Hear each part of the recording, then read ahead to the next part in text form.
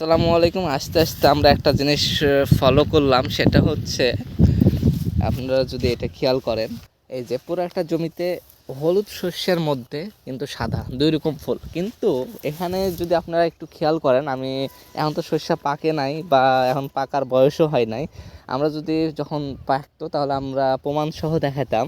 সেটা হচ্ছে যতই ফুল হলুদ হোক বা সাদা হোক, তাদের ফল কিন্তু হলুদই আসতো। এখন কিন্তু পাকে নাই, ওই জন্য আপনাদেরকে আমি দেখাতে পারছি না, না হলে অবশ্যই দেখাতে পারতাম।